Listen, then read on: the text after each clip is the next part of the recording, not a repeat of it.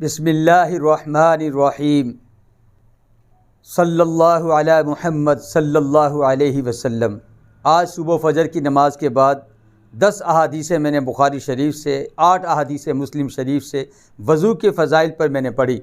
मैं हैरान हो गया पढ़कर, इतनी बरकतें कि मैं आपको बता नहीं सकता, जिनका निचोड़ ये है। नबी करीम सल्लल्लाहु अलैहि वसल्लम ने शाह फरमाया कि क़यामत के दिन जब एक मुसलमान जो वज़ू से रहता हो, जब क़यामत के दिन जब वो आएगा वज़ू करने वाला मुसलमान, उसका जहाँ जहाँ वज़ू करता फरमाया ज़ेवरात से उसके आज़ा को भर दिया जाएगा और उसके आज़ा फरमाया सूरज की रोशनी से ज़्यादा उसके आज़ा चमक रहे होंगे। दूर से लोग पहचान लेंगे।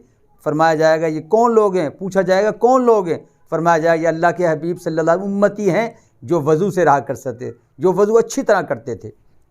एक रिवायत में सही बुखारी शरीफ में मैंने आज पढ़ा, हज़रत अब्दुल्ला इब्न उमर रज़ियल्लाहु तआला अन्हु रावी हैं।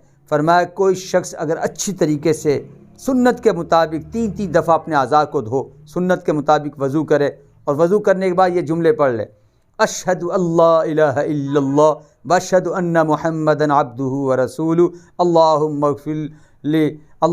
इग़फ़िर ली। फरमाया 3 दफ़ा पढ़ ले और फरमाया 8 जन्नत के दरवाज़े हैं, जिस दरवाज़े से चाहे ये जन्नत में जा सकता है। 8 दरवाज़े इस वज़ू करने वाले दुआ पढ़ने के लिए अल्लाह पाक खोल देते हैं इस मोमिन के लिए।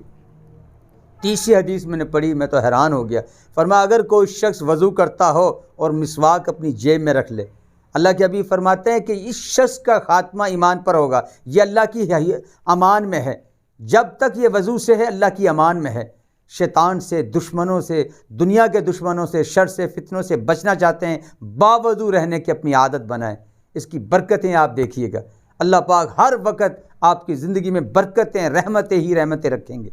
अल्लाह पाक हमें इन अहादीस को, इन आमाल पर अपनी ज़िंदगी को लाने की तौफ़ीक़ अता फ़रमाए। अल्हम्दुलिल्लाहि रब्बिल आलमीन।